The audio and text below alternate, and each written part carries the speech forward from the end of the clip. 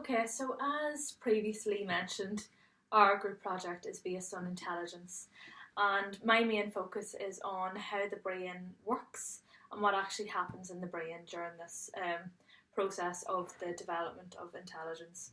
So, to start with, general intelligence is associated with the number of neurons in the frontal lobe of the brain. In previous years and to this day, in evolutionary terms, when animals are compared to one another, there is a correlation strongly between their relative brain size and performance on intelligence tests. Therefore, this would suggest that, in contrast to, for example, environmental factors or social factors, biological factors play a huge role in the development of intelligence.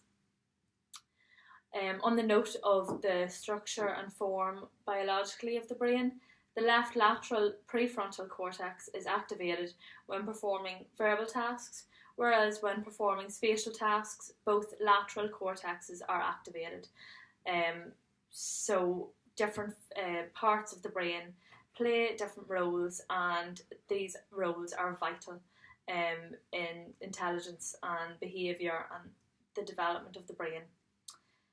There has been much research done in this field, and it's continuing to develop. But researchers in the university in Germany very recently have revealed that there are key differences in brain activation patterns that set intelligent people apart completely from those with an average or low IQ.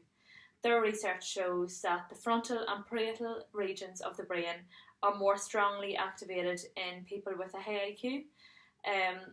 Other researchers have also found that positive abilities such as good vocabulary and memory were linked significantly with greater connections between regions of the brain associated with higher cognition. Therefore, this research does come together, and in consensus, it does come together and highlights that biological factors are very important in the structure of the brain and in intelligence within the brain.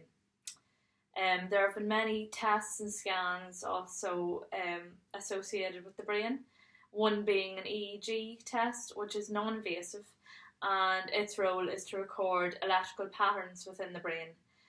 This test is used to diagnose a number of conditions such as seizures, epilepsy, head injuries, dizziness, headaches, and even brain tumours also, so it's vital in the medical world.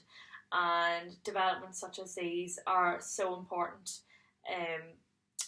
for knowledge of researchers and just for the health and well-being of everyone in society. So it's very, very important, and it's been such an interesting topic to study, and I've really, really enjoyed it, even though I've made a very tiny contribution overall. I feel like I've learned a great deal from my research, so thank you very much.